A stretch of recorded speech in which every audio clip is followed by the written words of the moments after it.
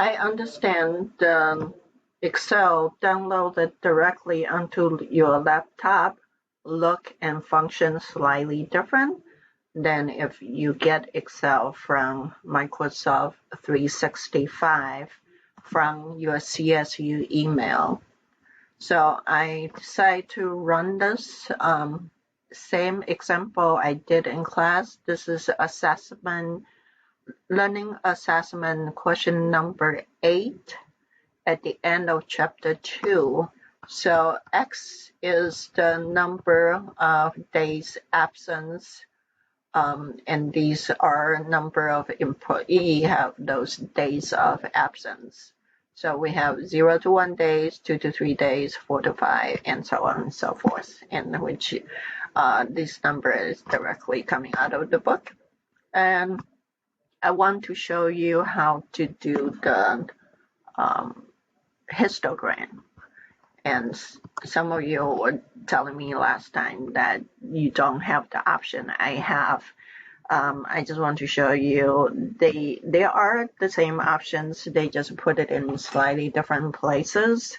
So to create a histogram or bar chart, you need to have the value, and in this particular case our value is in equal intervals, so those are your categories, and you have frequencies and just tell you how many people in each of those categories.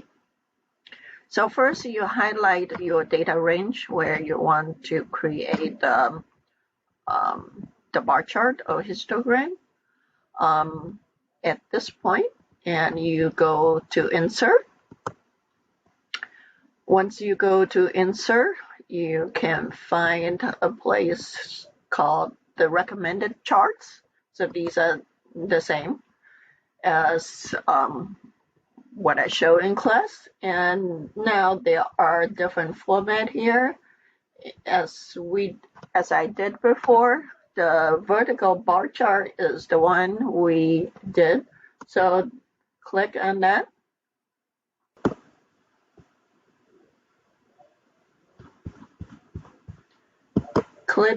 Click on the vertical bar chart and hit enter. And you see it created the chart for you. And so the X is the number of days absence, and it's basically on whatever you put here as your label.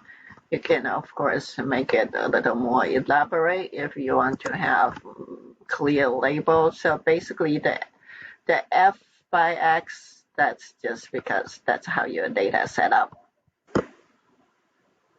Highlight the bars because you know we need to make the bars touch each other to create histogram. Click on right here, the last one on your tab says chart. Click on chart, and the very last one says format. Click on format, and that gives you the options for chart format. And what we need to change is actually the horizontal axis, right? It's these categories, they need to touch each other, they are continuous, because the days can be a fraction of a day.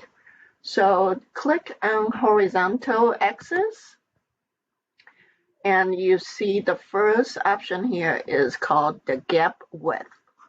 And it's the same as what I was talking about before.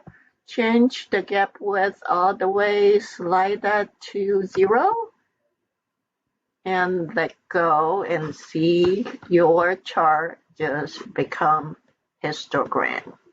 Your bar chart become histogram.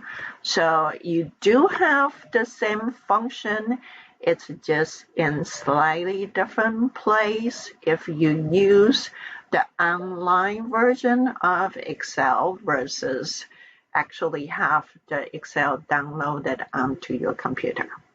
Okay, so again, spend some time, click things around, especially when you're doing charts.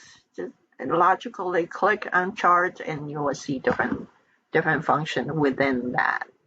Okay, hope this helped. See you next time.